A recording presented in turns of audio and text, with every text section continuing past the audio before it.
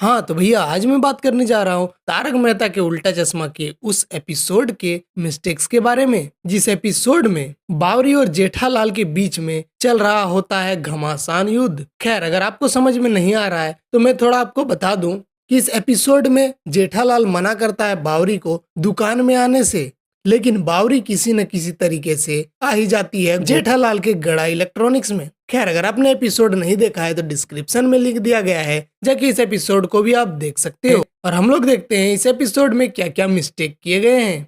सबसे पहले आप इस जगह पर ध्यान दो, जब बाघा और बावरी लेकर के आ जाते हैं हाफुस आम की एक पेटी, वो भी जेठालाल के लिए, तब यहाँ पर आप ध्यान दो बाघा के हाथ पर वो किस टाइप से इस डिब्बे को पकड़ के रखता है। लेकिन जैसे ही जेठालाल के सामने लिया जाता है, ये क्या उसका हाथ का रखने का पोजीशन ही चेंज हो जाता है और वापस फिर से जैसे ही बावरी के साथ बाघा को दिखाया जाता है फिर से उसका पकड़ने का स्टाइल चेंज हो जाता है। और यही जब जेठालाल मना कर देता है कि मैं नहीं लूंगा आम, तो चाचा जी लेने लगते हैं, तब फिर से बाघा का पकड़ने का स्टाइल चेंज हो जाता है। मतलब ये बाघा कर क्या रहा है, बार बार डिब्बे को कभी इस हाथ से पकड़ रहा है कभी उस हाथ से पकड़ रहा है, यहाँ हो क्या रहा है भाई। बाघा और बावरी साइकिल से जाते हैं जेठालाल के घर में, लेकिन मुझे एक बात समझ में नहीं आई, शायद आपने भी गौर किया हो, जब बावरी के पास में स्कूटी है तो वे लोग साइकिल से क्यों आए जेठालाल के घर में। अब आप कहोगे कि बावरी स्कूटी नहीं लेकर के आई होगी, लेकिन बावरी अकेले बाघा के घर आई थी, तो बाघा के घर तो पैदल चल के आई नहीं होगी, स्कूटी तो लेकर के ही आई होगी ना। तो उस स्कूटी को लेकर के जेठालाल के गोकुलधाम सोसाइटी में भी क्यों नहीं आ गई, वहाँ भी तो आना चाहिए था स्कूटी से साइकिल के बजाय। खैर अब जैसी जिसकी सोच। अब इतने टेंशन के बीच में बावरी को मन हो जाता है कुल्फी खाने का, तो क्या बाघा यहाँ पर लगा देता है अपने साइकिल को साइड में और बावरी चली जाती है कुल्फी का ऑर्डर देने के लिए। तब आप बाघा के साइकिल पर ध्यान दो कि बाघा अपने साइकिल को किस जगह पर पार्क करता है, यानी कि यहाँ पर आपको एक टेबल दिख रहा होगा और बाघा का साइकिल दिख रहा होगा, कितना डिस्टेंस है इस पर आप ध्यान दो। लेकिन जैसे ही बाघा और बावरी के ऊपर हल्का सा जूम किया जाता है, ये क्या साइकिल भी ऑटोमेटिकली इनके सामने आ जाता है।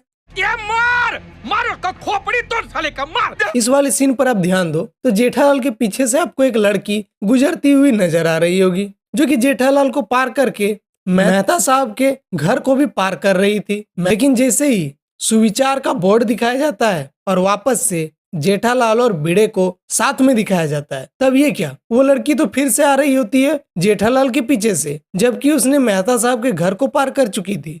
और जैसे ही तुरंत जेठालाल के ऊपर जूम किया जाता है, वो लड़की तो वहां से गायब हो जाती है।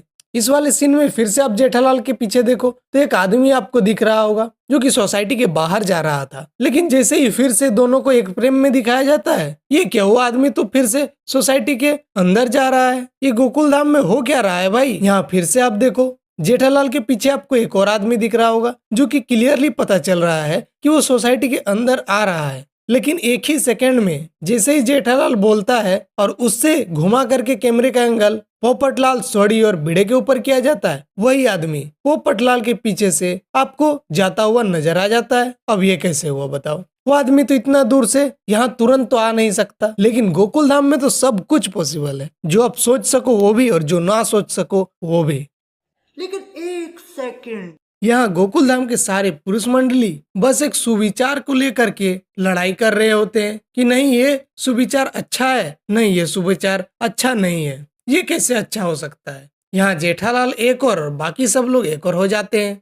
लेकिन जेठालाल को जब पता है कि इसको बावरी ने लिखवाया है और भिड़े ने उसको बताया भी, तो वो डायरेक्ट बोल सकता है ना कि बावरी मुझे ताना मारने के लिए इसको तुमको लिखवा रही है, तुम इसको मिटा के चेंज कर दो, सिंपल सा मैटर था। और अगर उसको पता ही चल गया तो वो डायरेक्ट बावरी को फोन करके भी तो बोल सकता है कि तुमने भिड़े को इस टाइप का क्यों लिखने के लिए बोला, लेकिन नहीं, यहाँ तो कुछ और ही दिखाना है। खैर दोस्तों, आपको क्या लगता है जेठालाल को क्या करना चाहिए था इस जगह पर, आप कमेंट सेक्शन में जरूर बताना। और आपको कौन सा मिस्टेक सबसे बेस्ट लगा कमेंट सेक्शन में जरूर बताना अपना राय। और हम लोग मिलते हैं नेक्स्ट वीडियो के साथ, तब तक के लिए अगर आपने हमारे चैनल को सब्सक्राइब नहीं किया है तो सब्सक्राइब कर ले और वीडियो को लाइक करना ना भूले। तो चलिए मिलते हैं नेक्स्ट वीडियो के साथ।